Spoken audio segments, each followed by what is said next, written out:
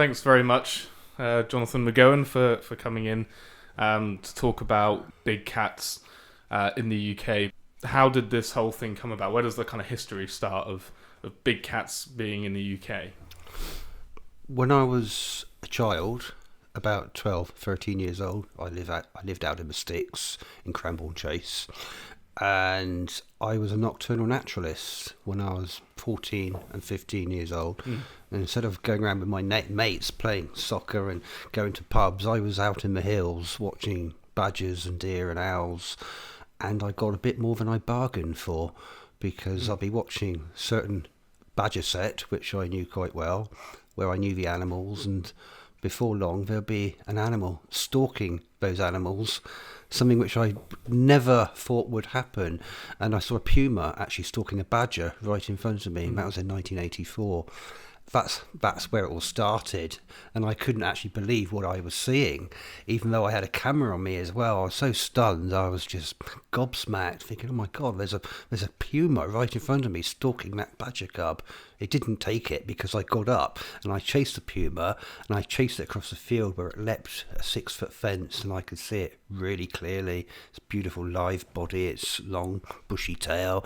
And I thought, these animals don't exist in the countryside, although I had heard tales of big cats, but I never really took them seriously. But I didn't even doubt them either. I had no reason to doubt them. And that particular puma I saw several times over the next few years, and I made myself a task to hunt for it and find out what it was doing, whether it was the only one or whether there were more. And I found out that particular animal was a female, and she had cubs, and I actually saw her cubs in a quarry near Blandford Forum where I used to live. Yeah. And within 2 years of that, I saw another puma, a male puma, and I realised they were breeding. So that's where it all started, about 35 years ago. And since you've been sort of, doing lectures and things like that, and sort of been trying to sort of educate people on the topic in various kind of documentaries and things like that, really, haven't you? Yes, yeah. For someone who, is this is the first time they're hearing about it, sounds quite wacky, really. So to sort of break it down into smaller, more kind of digestible chunks, going back from the start. So, I mean, was the start of it really the kind of Dangerous Animals Act in 1976, or does it go back even further to, how people even had sort of dangerous animals at that time? It does go back a lot further than that.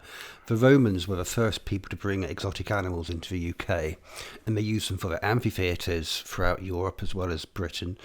And there'd be giraffes, ostriches, elephants, and leopards were actually quite often commonly used in the amphitheatres to fight people, dogs, or other animals. And of course, a lot of those animals would have escaped, around nearly 2,000 years ago. But then there wasn't a large amount of them to start a breeding population, as far as other people are aware, but it's still a possibility. We can't rule that out. But what we do know is in the 15th and 16th centuries, there were reports of spotted leopards in England. And one of the first ones in England actually came from Dorset, near Sturminster Newton, of a spotted leopard haunting the old castle ruins at Sturminster Newton. So they go back a long time. There was even a king who was pulled off his horse by a leopard. This was in the 17th century. And they start to gain momentum in the 18th century, when people had travelling menageries and circuses. And in the 19th century, it was very common for travelling menageries to go all over the UK with their circus animals. Many of those, they were trains, they'd often get derailed. And there was many instances and reports in the newspapers of caged animals escaping, many of which were never found again. A lot of those animals just happen to be cats because of their nature of being escape artists. They're basically like Houdinis. They can escape through anything, and cages weren't secure in those days. So we go back 200 years. That's probably the first start of a breeding population of possible leopards. And then it was later on when pumas were brought into the scene. And then, of course, we have another swathe in the 1950s and 60s where it became quite a common pastime to buy a tiger, a lion. You could go into Harrods and buy a lion or a tiger very cheaply. And it was the thing to do. Carnaby Street in the 1960s, there'd be people walking cheetahs and lions on leads right the way through the middle of London. The authorities realised that these animals were dangerous, and it was a common thing for people to have. But it wasn't until 1976 the British government thought, hang on a minute, there's too many of these animals being kept. There are animals being seen in the wild. We're going to have to make new legislation. But by that time, it was already too late. There were already wild animals living in the UK countryside and breeding. And there were hotspot areas. The West Country, for example, was a hotspot area. You had Bodmin Moor, you had Dartmoor, you had Exmoor, and you also had the woodland areas in eastern England, Kent and Sussex, where people were releasing animals. And there was also people keeping animals in Scotland and Wales. Yeah. We also have reports of people releasing those animals when it was legal to do so. You could release an animal before 1981. It wasn't until the Wildlife and Countryside Act 1981 that prevented people from releasing non-native animals. But the damage had already been done. By that time, there was already a breeding corps of pumas in the UK. And you had people on the case, such as Nigel Brierley, and all the people who worked on the 1960s and 70s big cat phenomenon. They were the first people to really document it and write books on it.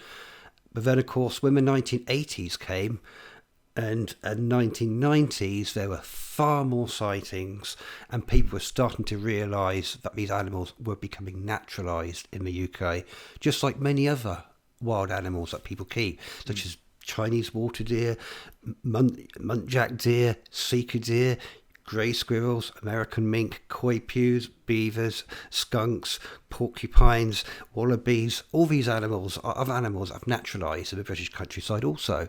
But nobody bats an eyelid at those.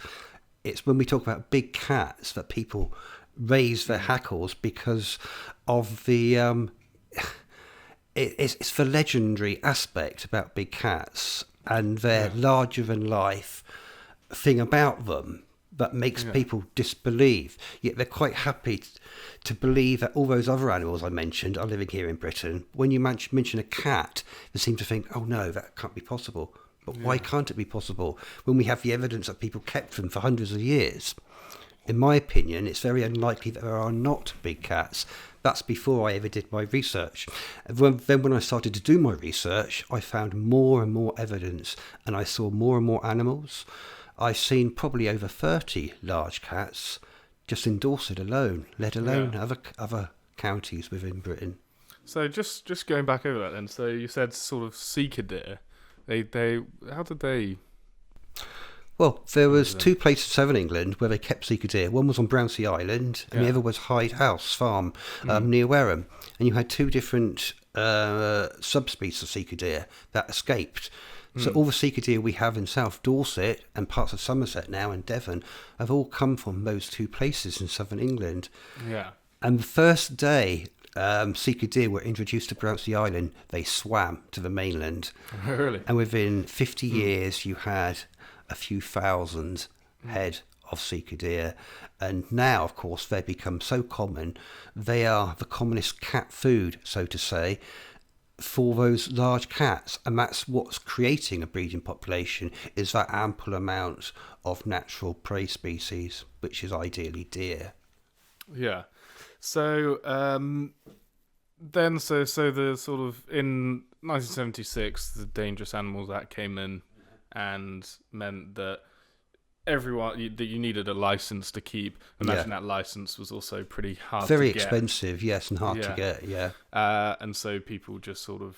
a lot of people did. It cost a few £1,000s, and you had to have yearly checks by DEFRA at the enclosures to make sure that they can't escape, So a lot of people thought, I'm not going to do that. I'm going to release my animal or put it down or give it to somebody else. And we've had many people actually admitting that they released those animals in breeding condition as well. There's been famous people that have admitted releasing pumas and leopards into the wild. I heard there were sort of some reports of other different sorts of animals being found at that time. So why can something like lions or tigers? What is there any difference between the big cats that would mean that pumas and leopards would stand a better chance? Yes, there certainly is. The common leopard and the puma are the most adaptable creatures on Earth. The puma, for example, lives all the way across the Americas, right from the far north right to the far south, in all terrains, thick jungle, dense rainforest, desert mountains, snowy mountains, lush river valleys. Every single type of environment the puma has managed to conquer, even in towns and cities. You take the common leopard that had an even bigger distribution right way across the old world. Now, leopards used to live in the UK a few thousand years ago. They lived all the way across Europe. Before that English Channel was made, there's nothing stopping leopards moving to and fro from Northern Europe. So they lived all the way across northern Russia, right way over to China, right way down into Indonesia, right way across India and Africa. So they have the largest range of any known cat. And not only that, they are even more adaptable than pumas, because leopards have lived in every single terrain available, even in areas where there aren't much big game, but maybe lots of smaller animals. They've managed to adapt their diet, feeding on things as small as grasshoppers, for example, right up to large animals the size of a buffalo. And the leopard is quite capable of filling all those niches and feeding on all animals in between, from fish, reptiles, snakes, hares, rabbits, deer, dogs, cats, all those animals in between. And they are that adaptable. They can live alongside man without man knowing it is there. And recent studies in Africa and India actually show that there are many leopards living in the biggest cities on Earth, and people are unaware of their presence, and yet they're feeding on domestic dogs, cats, rats and rubbish. That's how adaptable leopards are. And they don't need hot, steamy jungles. In actual fact, they're the places where they live least of all. You have leopards living in Myanmar forests in Siberia, where the temperature goes down to minus 60 degrees, alongside the Myanmar tiger or the Siberian tiger. So animals like that don't actually need warmth. They actually do better in temperate to cool regions of the world. And Britain is actually dead in between. We actually have the ideal climate for these animals, both puma and leopard. Not too cold, not too warm. And we're full of food. There's concentrated amounts of rabbits, hares, foxes, badgers, domestic animals saturating the UK. So there's never a problem with cats going hungry. Yeah. And, well, yes, one thing I heard was that Johannesburg, I think it was Johannesburg, had been, they've only recently discovered that leopards have been living actually within the city, really. There's actually an incident there which I like to quote, and that was there was one problem animal in Johannesburg. Well, they thought was one problem animal, and in one night they caught 8 leopards in 8 traps put out for one problem animal, and they caught a leopard in each trap on one night. That tells you something about the density of these animals living amongst human beings, and nobody even knows they're there. Well, one question is to briefly touch on. So, why don't people really? Why isn't this sort of public knowledge? In a nutshell.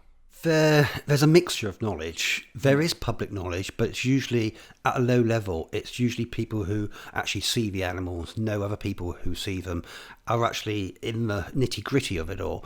But at another level, we're not told the truth about animals living in the UK. It's kept under wraps. And when it's not in the mainstream news or newspapers or whatever, then people tend to disbelieve it. But we do have all the evidence there, but people just need to dig deep and then they find it. They are renowned as being the most secretive animal. People who actually work on leopards, biologists in the field, sometimes never actually see the animals they're actually studying, but they gather the data from the field evidence, which is far more compelling. They don't actually need to see that animal, but they are so elusive. They are very, very intelligent. And people might ask, well, why don't people see these animals? Well, they do. We get over 2,000 reports a year to various organisations that are into this, and that's the tip of the iceberg. We've basically come to the conclusion that only 1 in a dozen reports or sightings actually get reported. So thousands of people right the way across the UK. It's not just the UK, remember. Wherever Westerners have lived, they've taken the animals with them. The problem is in Australia, New Zealand, Europe, and North America as well. Apex predators are essential within the ecosystem. Without that, the whole ecosystem collapses. The whole reason why you have an apex predator is to control everything else. So you have a lynx which eats badgers, foxes, other wild cats, other predators, birds of prey. When that happens, you don't get a saturation of any individual species. Everything is equal. So that's how important the big cat is. If you don't have a big cat, then a wolf needs to do it, or something else. People aren't happy with wolves being introduced. In that case, the cats have to do it. So a lynx will predate on the smaller deer, but you still need another bigger apex predator that feeds on the bigger deer and also controls the lynx. That's where the leopard and the puma come in. Now, those animals are self-sustaining. They kill each other. It is a well-known fact that leopards and pumas regularly commit infanticide. So perhaps a third of all born big cats do not survive anyway. So they control themselves. Infanticide is they kill the cubs. They kill the cubs that aren't their own, perhaps. Sometimes their own. Females and males do it. And it's always those larger cats that do that more often than the smaller cats, because they naturally know that they are the apex predator. There's only so much to what the land can support for one individual cat, and it knows that instinctively. So it will kill other cats unless they're a mating potential. So there's never any fear of big cats saturating Britain and killing everything, because that's how nature does not work. That's why you need that apex predator to control the deer, for example, that have their numbers have gone way out of control over the last 20 years. But we've had a balance happening, because as big cats have naturalised, they've actually started to control the deer population, and now we're not getting those spikes in deer populations anymore. They're coming down. So it's actually showing that these top predators are doing their job in controlling not just deer, but badgers, foxes, hares, otters, and all other animals that need to be naturally controlled as well. Interesting. So what's the average life expectancy of a leopard, say, for example? It might live for 20 years. So we've, so basically, they've sort of been breeding. So are they able to find? They are more able to find each other more than any other animal apart from birds. These cats roam large distances. A male leopard, for example, may have a territory that might be around 20 or 30 miles. It may be a lot smaller. But within that territory, if he actually ekes out a territory as such, then he will encompass at least 2, maybe 3 female territories within his big territory. And what he will be doing is going around the perimeter of his territory on a regular basis, checking for those females, making sure they're in estrus so he can mate with them. If they're not, then he's checking to see whether or not there's other males entering his territory. And what they do is they put calling cards everywhere. This is how we know how many animals there are and what their territories are, because they leave physical evidence in the ground wherever they go, in the form of scats, scrapes, putting scent down with their hind feet, making areas on the ground, and tree scratching, and of course calling. And a leopard can travel 30 miles a night if it has to, although unlikely to be that far. But if you were, say, to release a leopard in the north of Scotland, you could say that it could be found on the south coast of England in a couple of years later. But of course it couldn't. There's big barriers, and they are roads, and roads kill animals regardless of what species they are. We have railway lines, we have rivers. Rivers aren't a problem to any big cat. They can swim. Leopards and pumas regularly swim rivers and lakes and things like that. But it's the roads that are a problem. But then again, we have other areas of travel, such as railway lines. Now, those areas can be right from the north to the south of Britain, where they've got no cars crossing. They've got none of those problems. They can travel right away across railway lines, right way across the country. So you can, even if there was just two animals released by people, a male and a female, in time, those two animals could end up meeting each other. Surely, if there's been sort of generations of these animals, why haven't we come across a sort of a dead one yet?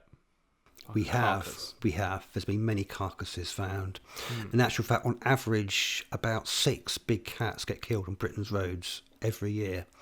Most of those carcasses are cleaned up very quickly by the police because people see them and they telephone the police. In one incident, there was 2 pumas run over on the stretch of motorway that goes through Oxford, and they were in the central reservation. And I think the police had dozens of phone calls from people who were in vehicles high up enough to see those animals, such as trucks.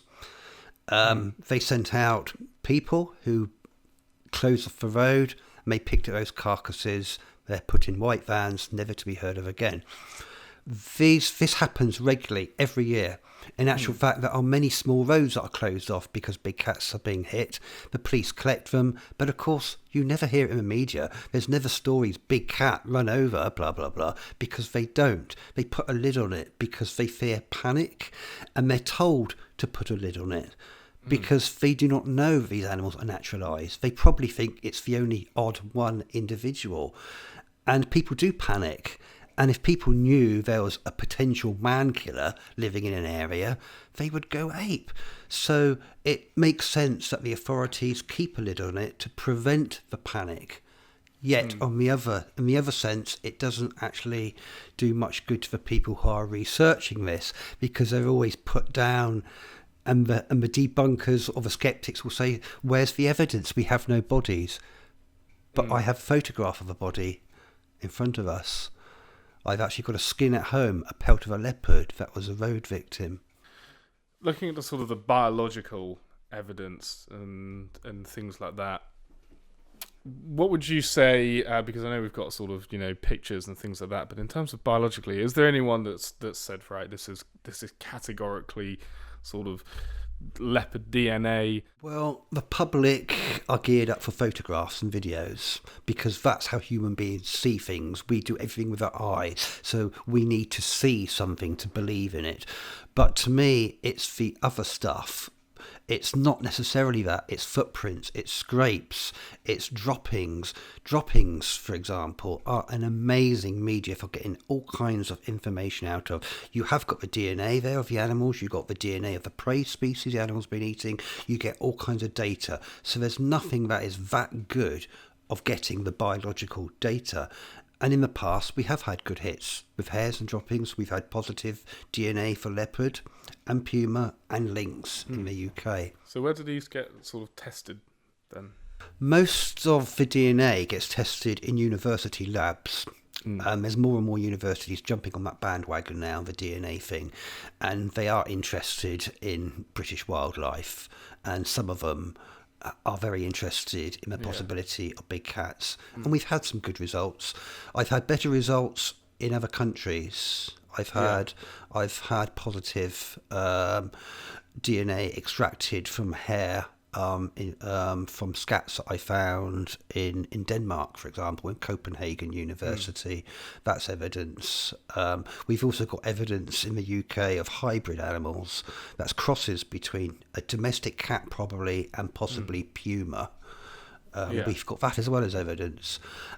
We had some amazing evidence from a deer kill near Stroud in Gloucestershire, and that was actually being filmed by the BBC. And the whole process was filmed by the BBC, and it was shown that there's leopard DNA on this carcass, but it was covered up. The authorities said no, the public aren't to know that, and they put out everywhere that it was dog DNA. That put a spanner in the works, which just goes to show you how corrupt the system is. Yeah. Well, I wanted to get into that in a short while. A couple of other sort of quick questions and things that people want to tackle. Why aren't there sort of attacks sort of on humans and things like that? Well, basically, we shouldn't expect attacks on humans. Both leopard and puma, which are the most common large cats in the UK, don't habitually eat people. So you don't expect that to happen anyway. But there have been attacks. There have been accidental run-ins between people and animals. There's been people that jump in a ditch and they accidentally land on a puma and it's raked them with its claws. We've had people that have heard commotions in their gardens, gone outside to see a puma attacking their pet cat or rabbit, and they try to intervene. They've got raked by the claws as well. These people have been hospitalised for a few weeks. So we have all that physical evidence and everything. And there may have even been a few human fatalities attributed to big cats because, after all, they have the potential but not habitual ability to kill human beings. This may have happened in the past. And the reason why that happens is because when an animal is injured and it cannot catch the normal food, i.e. foxes, deer and things like that, then it will catch the slowest animal it can, which happens to be human beings. So we can be in the firing line for injured animals, and it's one reason why we tell people never to shoot these animals, because if you miss, you're creating a potential man killer. And that's what's happened in other third world countries such as India and Africa, where lots of animals are shot at and then they can't move or they have problems.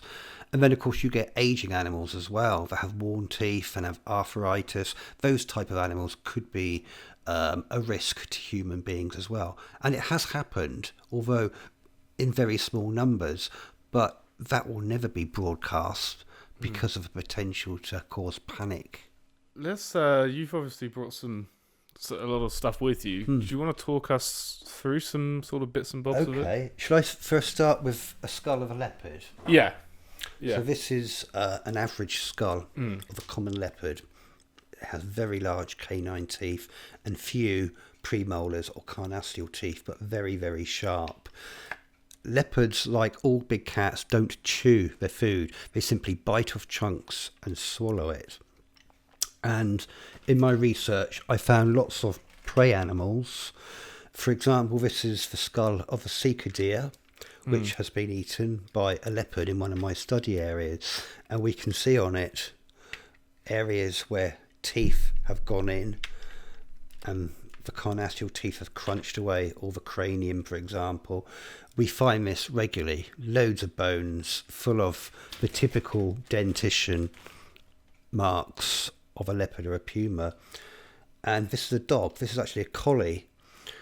And leopards and pumas both eat domestic dogs on a regular basis. And in the UK, we have many reports of dog owners actually seeing the cats jumping out, grabbing their dogs, and they never see them again. Other times, dogs go running off chasing deer, and then they end up face to face with a leopard, like this one did. And we can see the same has happened. Those carnassial teeth has crunched up all that bone, and we can see a hole there. And if we were to place that in there, it's an exact match for that leopard tooth in that cranium. Yeah. So this is the kind of evidence I find on a regular basis, and I got loads and loads of bones. And you find us all in whereabouts, sort of where are your I was on study Purbeck. areas? Purbeck. I did have 5 study areas within Dorset, West Hampshire, and on the county borders of Wiltshire, Hampshire and Dorset, as well as Purbeck. So most of my bones that I find are within those areas. Yeah. Interesting. So you've also got some photos. I have lots of photos. I have footprints as well, because footprints is a very interesting aspect. Yeah. These are plaster casts I found this year, 2017. This is in my nearest study area, just on the edge of Christchurch and Bournemouth. And this is a footprint of a leopard. And what it shows is direct register, something that cats display. And that's when they walk at a leisurely pace, they place their hind foot into the area where the forefoot was. So you get a double impression like this. So this is the hind foot, which is thinner and angled. And this is the forefoot, which is much broader. And of course with cats, their pads are actually quite deep within the foot. So the edge would actually be bigger than that. It would go around like that. That would be the actual size. So that'd be about 12 centimetres across. Yeah. And so how do we know that's not a large dog? Okay. Most species of cats have a very similar foot. They have a leading toe, for example, like this. They can go up 1, 2, 3 and down 1. They're never equal. If this were a dog, you would have the two side pads would be equal. You could put a ruler there and they'd be equal, and a ruler there and the top ones would be equal. But it's all asymmetrical, which suggests it's more likely to be a cat than a dog. When you look at the plantar pad, with a cat you have a three-lobed, large black back plantar pad, not a two-lobed edge as in a dog. And you can see here the three lobes, the angle it's at. And of course there's no claws either, which isn't always a feature, because we have many inbred animals that have problems with their claws and cannot retract their claws. So we do have lots of cat footprints with claws out showing. And of course that'll put off a lot of zoologists who know that big cats don't walk with their claws out. But you've got to think they're inbreeding, so you've got lots of problems. So they're not showing the typical traits you would expect in healthy populations in the wild. So that's basically a typical leopard. And I also have other prints here. This is a Puma footprint from the same area, and in this one it's easier to actually see the asymmetry of the toe pads and the leading toe pad there, and the large three-lobed hind pad. Now this and this were in exactly the same place. That's because the animals were fighting over a female that was an estrus. So you've got leopards and pumas on the same piece of heathland in Dorset. And so you also sort of, you've got various photos of deer kills, things like that. You also put some trigger cameras out as well, haven't you? I do put cameras out, but the trigger cameras tend to be a bit of a flop, because you need a lot of them in a large area to actually capture these animals. Now, even wildlife documentaries, it takes a long time to get photographs of animals with trigger cameras, sometimes years, and you might only get one or two. So this one you found, is this the one you have the pellet of? No. No. What happened to this one then? That one was run over near Monkey World in Dorset. It was about 9 feet long. It was actually huge. And I was on my way to a meeting and I saw it and I thought, oh my goodness me, it looks like a big cat. And I only had a telephoto lens on my camera, so I didn't have a wide angle. And we were on a military road where there were military vehicles, so I could only take one quick photograph. And as I was doing so, there was a group of cyclists that came up. And they started shouting, look, there's a dead lion in the road. And there's also a tank that came past at the same time. And they started getting out. And before long, the body was recovered and taken away. I'll just keep looking through and you just stop. So what's this? This is deer, is it? This is a typical deer carcass. This is a roe deer that's been turned inside out by a pair of leopards. And they pull the feet down. That's very, very strong thing to do. And you have the ribs are typically broken down by the carnassial teeth, like these teeth. They crunch them right down cleanly to the base, something that foxes and badgers can never do, and something that dogs rarely have time or need to do. You getting detail on that, is it? Yeah. That's cool. Right, I'll just keep going through then. So we've got a couple of these are scrapes. These are the territorial marks which leopards and pumas and lynx do in their territorial areas. They rub scent from their back feet onto the ground. You've got some more prints in here, more more deer here. Are these ones that you photographed? Yes, these are scavenged roadkill animals, as leopards and pumas both scavenge, and we have a lot of roadkill lying around, and they would rather eat that than hunt the animals themselves, Yeah. if possible. Yeah. And of course we have This one's quite neat. this animal died by asphyxiation. We can tell by its bulging eyes and its tongue hanging out. Yeah. And we can see the marks on the face where probably a leopard has given a full facial hold to suffocate the animal, and we find that a lot. I certainly find it in a lot of my carcasses. Also, some of these you find up trees and things like that. Yes, lots of times deer are found up trees, often in places such as paintball areas or golf courses, places where you don't get a lot of dogs, where the leopards feel safe, and then they often put the animals in trees to hide them from other scavengers. Do you think, would people ever say that there's people that sort of commit sort of time to doing this? Do you reckon that, are there ever any sort of hoaxes or people that have tried to hoax things in I guess in sort of result of not being able to actually find their own sort of... Yes. I've known of people that do hoaxes, but I'm not sure whether it's a result of them being unable to find the real stuff. It's usually people who just like a joke to play around or to try and debunk the whole phenomenon that actually do hoaxes. Because most people who actually study the phenomena don't need hoaxes because they find the real evidence of themselves. Some of these are pretty graphic. I mean, there's a massive number of, sort of eyewitnesses and things, and even to the sort of extent of farmers complaining, wanting someone to take responsibility for sheep going missing and things like that. Eyewitness testimony is what was that situation where they thought there was a lion that escaped from a zoo not far from here? Oh no, I'm not sure if it was local, and they had helicopters and things like that out, and it just turned out to be one of those a Maine Coon. Was it a Maine Coon? I thought it was just a toy tiger.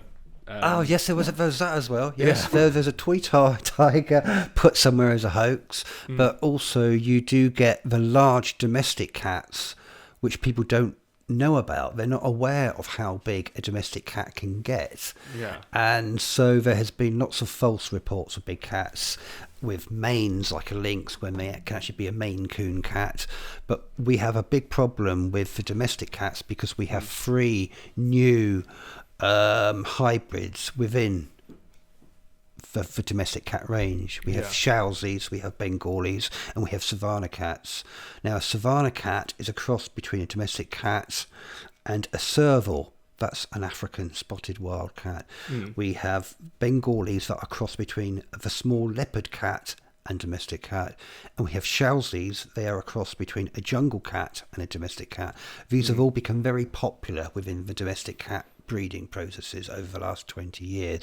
So we get lots of those animals living in the wild as well. So when people see a jungle cat, they think it's a lynx because it is a large cat, it's bigger than a normal domestic cat, and it looks like a lynx. And when people see a savannah cat, they think it's a cheetah or a leopard or something like that. So we have lots of confusing aspects of those designer breeds in the mix as well. Maine Coon cats are massive. They're massive, yeah. How big are we talking? Yeah, I mean, head and body, they can be that big, and with their tail as well, they can be this big. So you've got a 20-pound in weight animal that's the same size as a big fox. So obviously it's going to cause a lot of confusion. Right, is there any other sort of bits of evidence you want to go through, or do you want to move on? Well, I mean, I've got the leopard claw prints on trees. I have all those. I have bin bags where they rummage, and that's from my campsites. And that's exactly when you compare it, it's and this was actually seen as well by a person. I've got that. I've got droppings as well. Some of my best droppings there, full of deer hooves. Deer hooves? Yeah. Wow. Do you want me to talk about that? Let's get some crap out. because this is biological evidence. It is Yeah. smoking gun. You know, Yeah. and to me, droppings are more obvious than photos. Yeah. Well, I mean, in terms of DNA, it can't get much better than scat. Surely it carries such a lot of information. Yeah. So if these are 2 leopard scats, that's Yeah. the average size of leopard scat I find, about 35 centimetres in total length. Yeah.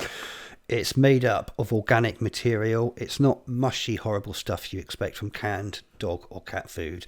It's fur, bones and feathers. And in this case, the leopard has eaten pheasant. So you've got pheasant bones, feathers, quills and skin in there. This particular scat Can you just pass that also... over here? I mean, maybe we can do a Yep. close-up on this stuff. Yeah. And smell it as well, because that is diagnostic. Can you smell a metallic-y kind of smell? That's very characteristic of a scat of a big cat. People say it's metallic-y, a pooey metallic-y smell. But it doesn't smell like dog. It doesn't smell like musky fox. What you can smell there is a big cat smell. These have been frozen, and I purposely take that so people can smell it. Then they think, oh yeah, that is different, you know. And of course, in this one we have deer hoofs. That's one of them there. There's actually 4 deer hoofs in that scat, and these are positioned in particular places within a cat's territory. So I could regularly go out every week or 2 and find scats in exactly the same place with a scrape, which means that the animal had a territory, so that it meant the animal was living in the wild, doing what it does in the wild, and communicating with other members of the same species. That's how we know the animals are out there doing their stuff. Strangely, there's a massive conspiracy theory around this, and sort of talk of sort of cover-ups and things like that, and for me personally, I start to sort of hit a dead end as soon as all this stuff's great, and as soon as it becomes one person's word against another, I sort of find it hard to choose. But this isn't about me and what and where I'm based, but it's about your belief. So just run me through where it starts to get a little bit sort of kind of creepy in a sense of when people call the police, non-uniformed people kind of turn up, and things like that. Like, what's the motive really to cover things up? I suppose the motive for the government to cover things up is generally hysteria by people. People panic. We've had that many times. For example, there has been so many large cats seen in Britain around schools, for example, primary schools, where you get kids screaming and playing in the playground. Attracts big cats. It sounds like piglets squealing, for example. They check out those sounds. And we've had several cases of leopards walking around the perimeter of schools, and everyone sees them. The whole class sees them, the teachers, the heads see them. And so then they have to report it to the police. Yeah. They're told not to panic, not to tell anyone about it. This happens every year. Dozens of schools in the UK have the same thing. So people do panic. People are afraid to go into woods. A lot of people who see big cats say, I'm not going in that wood again, or I'm not taking my dog out anymore over there. We might get eaten by a big cat. And when that runs through society quite deeply, then I suppose we can understand why the authorities are a bit loath to tell the truth about it. And also, people will be pointing fingers. If it comes to light that big cats have been here for a long time and breeding, then people will have to answer, won't they? And people will be asking those difficult questions. Who allowed this to happen? Where can I get compensation for the sheep that have been killed? Where can I do this? What can happen if somebody gets killed? Who is liable? All these problems causes a huge headache for those government sects that are dealing with those issues. So they'd rather keep it under wraps, hide it from the public, and hope the problem will go away. But it won't. The animals are naturalised. It's going to get bigger and bigger. So in the end, there will be a huge problem because everybody will be pointing fingers at the governments who should have been responsible but it was too late by then.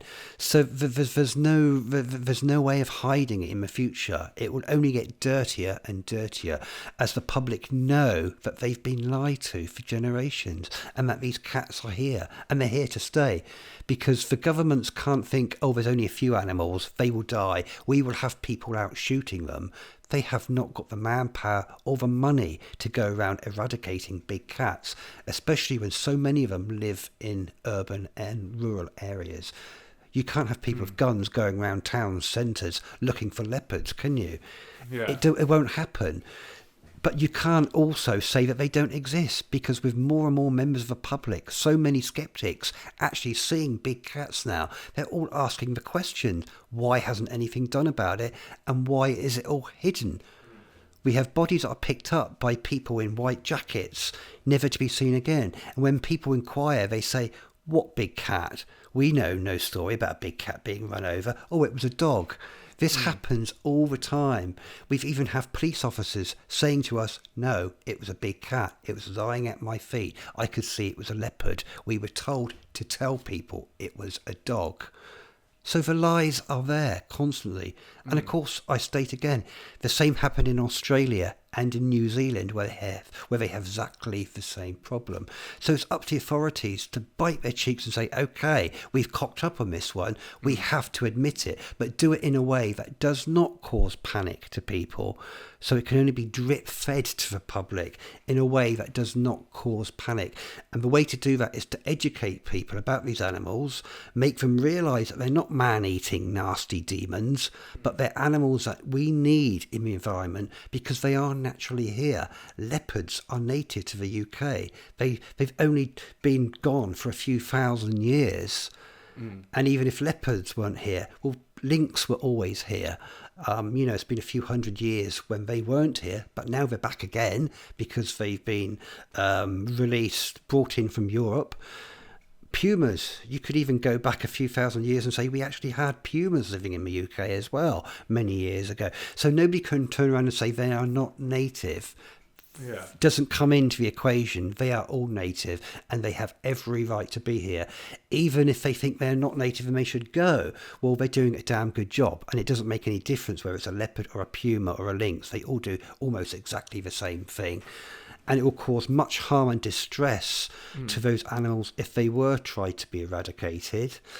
And it would also cause problems with our wildlife if they were eradicated, because those animals have found a niche and our wild animals are adapting to it. And to take big cats out of the equation would cause a catastrophe for our wildlife. Yeah, interesting. Yeah, just a little bit closer with the microphone. If you just bring it in front of you, that's okay. When you mentioned schools and things like that, I just remembered the story that popped into my head of where I went to middle school in Cranbourne. I remember there was like a report or some kids apparently saw something. I remember that sort of kicking off at my middle school, so I can see exactly what you're on about. But also because people haven't really wouldn't think that they're sort of breeding and things like that, the sort of when it does make the newspaper, you obviously you sort of get it in the sort of form of one particular beast. Yeah, that's don't right. You really? Yeah. So you have the Dartmoor beast. We even had the Verwood beast here, I think. Yeah. And all the Gloucestershire leopard. Often sort of trying to identify it as one sort of strange animal. Yeah, that's right. I find that quite bizarre and alarming, because there'd be a dozen animals, not just one. One animal can't actually go around the UK like that without being hit on the road. And so you've got a constant breeding pattern. So you've got individuals constantly moving out from their home ranges to find new territory. And in actual fact, there's no village in the whole of England that has not had a story of a big cat somewhere within that area. Yeah. And you think how many thousands of villages are in England, and yet every one of those villages will have something to say about an alleged big cat within their area. Yeah, so there's many. There's no such thing as the beast of Bodmin unless you're calling it as a beast, meaning a species or animal that's there. Yeah. But most people think it's just one individual. And I think that's why the authorities don't take it seriously. They might acknowledge that there's the odd one or two. And I think this is where the problem is. People think because there's only one or two, they will be hunted down and killed, so there's no problem. But of course, there's not. There's hundreds. There's probably over 500 leopards living in Britain, maybe 1,000, and the same or more with pumas. So they're not going to be eradicated. They're always going to be there. So one beast of Bodmin is probably about 20 beasts of Bodmin rather than one. Yeah. And so to bring it up to date, I thought this was a case that was sort of going downhill basically sort of since 2010. A bit of research recently shows that sort of 2015, 2016 were sort of quite, I guess, sort of high activity years. And you think from what you're studying and seeing, this is, sort of, it's been sort of heating up recently. Yeah. And locally as well. So the Yeah. kind of Bournemouth. Oh, yeah. We can actually see how the population is expanding so much that in certain areas there are no vacant territories for animals. So what they do is they move into urban areas on the outskirts of towns and cities, and then other animals actually move right into those city centres, living on rats and foxes and domestic cats and dogs. This is what has happened in India and Africa too, where there are stable populations of animals in the wild. And to suggest that would also suggest that they've reached a saturation point. I don't mean in the sense that there's millions of them.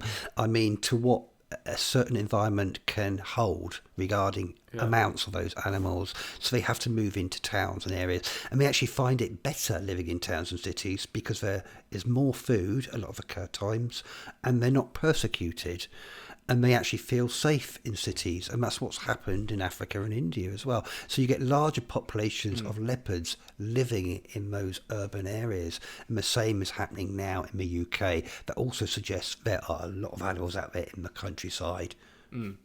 What's it best to happen if someone comes across something or even sort of thinks they could sort of see something? What's the best sort of form of action? Well, they can get in contact with me and tell me about their experiences.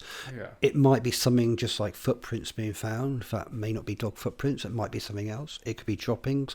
It could be sightings. It could be carcasses of animals that have been found. The more data I get, the bigger picture I get. That gets passed on to my other colleagues as well that are interested in different areas. Data can go into a national database of sightings and happenings regarding big cats, which I actually belong to a network of people that actually are starting to form a charity, because we believe that the only way forward is to form a proper charity of individuals who know about the situation that can help others, because we're finding more and more people are desperate for answers, and there's no body of people to refer to. So to have a charity regarding this, we can give information, we can give them advice, we can study what they have found, and then give them answers. And that's what people actually need. Do you welcome people to email you and just chat about things, depending on whether it's sort of big cat based or not? I mean, what do you want from... I'd like people just to relay all their sightings and evidence to me to gain a better picture of what's going on, especially local stuff, because that helps me and my colleagues get a better picture of species and their movements and things like that. On my website, I have my contact details at the end of my website, so I welcome any people to get in contact me and email me pictures or any concerns or advice they would like on all matters dealing with large cats. And your website is it's www.thenaturalstuff.co.uk. That's right, yeah. Lovely, and all your contact details are on there, along with also some... I have a section on big cats, yes. And I have other sections on other interesting stuff as well, but it's mainly natural history orientated. Yeah. Lovely. Great. Thanks very much. You're welcome.